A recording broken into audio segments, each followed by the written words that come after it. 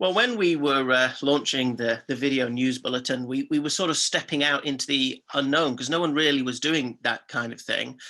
I mean, news was dominated by the major broadcast networks, but I'd visited organizations in the United States that were doing similar work to we were doing, and they were beginning to put video news clips of their work out on the internet.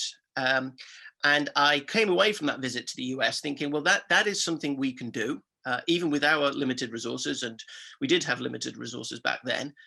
We could certainly try to do that. And so we explored that, and we realized, yes, this is something we could do. And not only that we could do, but that we should do, because people ingest so much news from the main news broadcasts, but it always comes with a secular spin.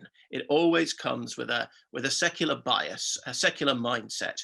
And what we wanted to do was talk about the kind of news issues that are relevant to the work of the Christian Institute, but to remove that secular bias and give a biblical perspective, but also do so in a very cheerful, accessible way, bite-sized, so that people could watch it in just a few minutes and get a digest of the news that had happened that week. And of course, if people wanted more information about any particular news item, they could always dive in to the Christian Institute website and read more about it there. So that was the plan.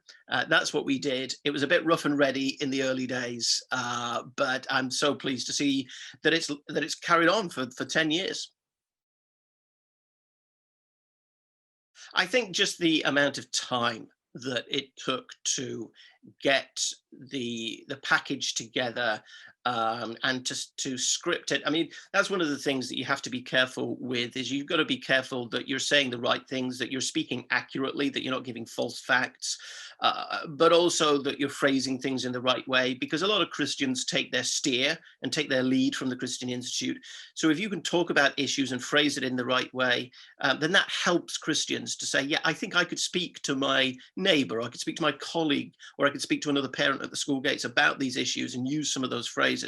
So a lot of time was spent just getting the wording right and the scripting right, and then trying to put together a package that looked professional, even with our limited resources, and that was watchable and easy to digest, but also gave a certain amount of depth to the issues that we were examining. And all that took time. And we were involved in a lot of different other issues. The work of the Christian Institute is very busy, and you're having to respond to issues as they arise sometimes. So trying to do the ordinary work of the Christian Institute whilst also doing this on the side, that was challenging. Now, once we got into a rhythm, once we got into a workflow, it was a bit easier. But in those early days, it certainly took a lot of time to get those packages together. I do think we need to appreciate the privilege that we have of being able to communicate across the internet. There are Christians in other parts of the world who don't yet have access to that technology. So that's one thing.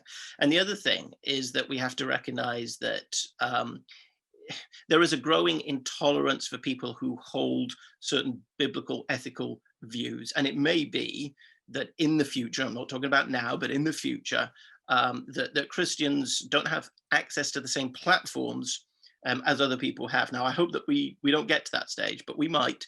And so whilst we have this marvelous opportunity, let's make use of it.